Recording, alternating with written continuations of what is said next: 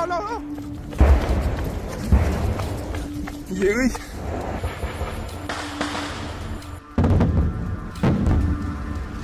resurgence of hostilities along the Thailand-Cambodia border has drawn global attention. It's taking a massive humanitarian toll and it's adding to regional instability.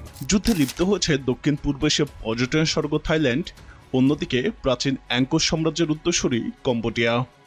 Thailand America পুরনো মিত্র, ন্যাটোর major নন NATO ally হিসেবেও স্বীকৃত। অন্যদিকে Cambodia বেশি নির্ভরশীল চীন এবং রাশিয়ার উপরে। কম্বোডিয়া এবং থাইল্যান্ডের সামরিক শক্তির তুলনা থাকছে আজকে ভিডিওটিতে। তাহলে চলুন কে কত শক্তিশালী তা জানতে পুরো ভিডিওটি দেখা যাক।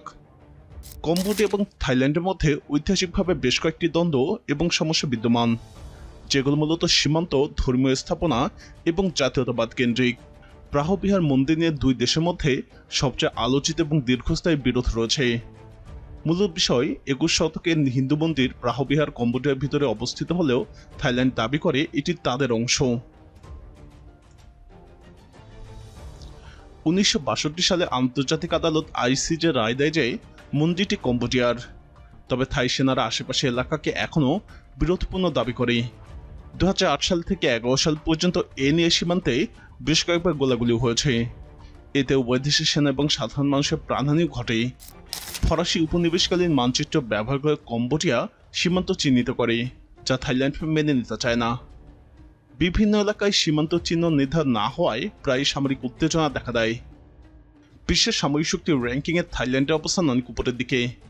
গ্লোবাল ফায়ার পাওয়ার 2025 সালের রিপোর্ট অনুযায়ী থাইল্যান্ড বিশ্বের 25তম শক্তিশালী সামরিক শক্তি, যেখানে কম্বোডিয়ার অবস্থান 95 নম্বরে।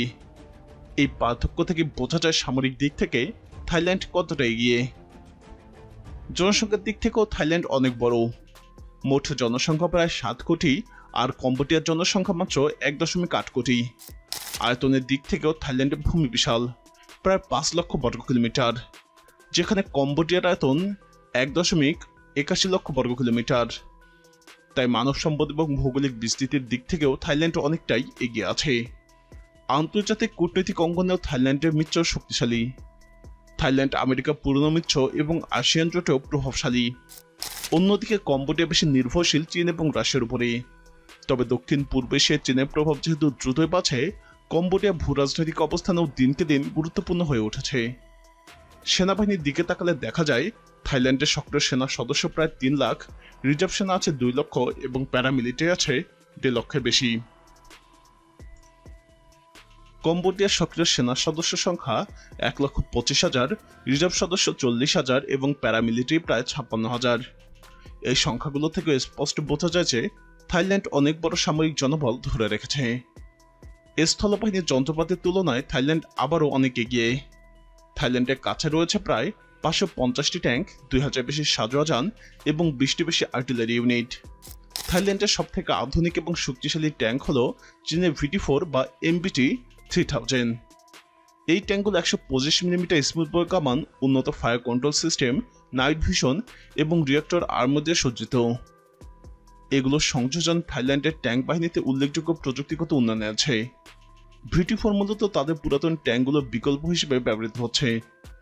তাদের আরেকটি গুরুত্বপূর্ণ আধুনিক ট্যাঙ্ক হল ইউক্রেন থেকে আমদানি করা অপলোড M, যেটি শক্তিশালী সুরক্ষা, উন্নত সেন্সর এবং ফায়ার পাওয়ার নিয়ে তৈরি।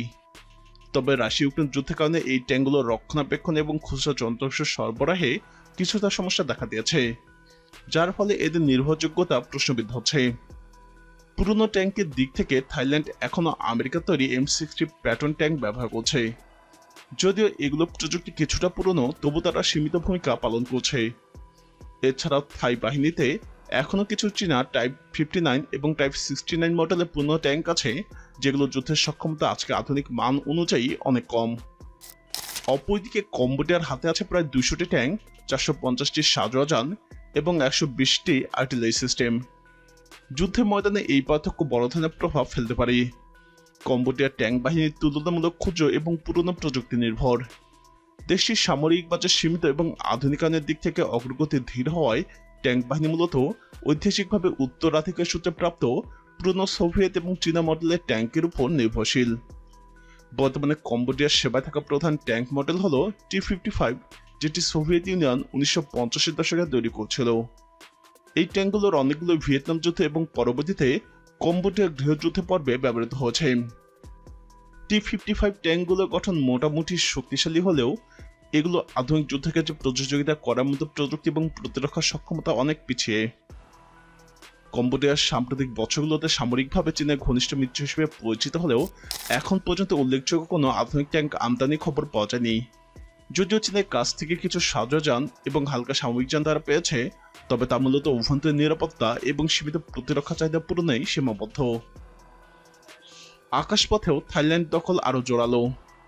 দেশটির কাছে রয়েছে প্রায় 250টি সামরিক বিমান, যার মধ্যে রয়েছে 40টির মতো ফাইটার, যেমন JS-39 গ্রিপেন। হেলিকপ্টারের সংখ্যা প্রায় 100 বেশি।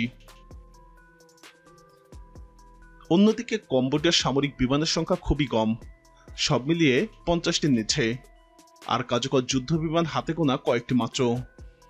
নৌবাহিনীর ক্ষেত্রে থাইল্যান্ড অনেক বেশি শক্তিশালী।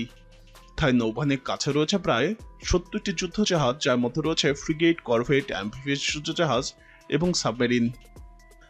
এর মধ্যে উল্লেখযোগ্য হল HTMS চক্রি নারুবেট, যা দক্ষিণ পূর্ব এশিয়ার প্রথম এবং একমাত্র হেলিকপ্টার ক্যারিয়ার।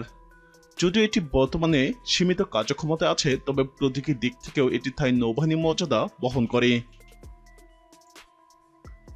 এছাড়াও থাইল্যান্ড চীন থেকে type 07E amphibious transport doc এবং S-26T সাবমেরিন বা চীনা ইউয়ান ক্লাস সাবমেরিনের থাই সংস্করণ কেনার পরিকল্পনা করছে।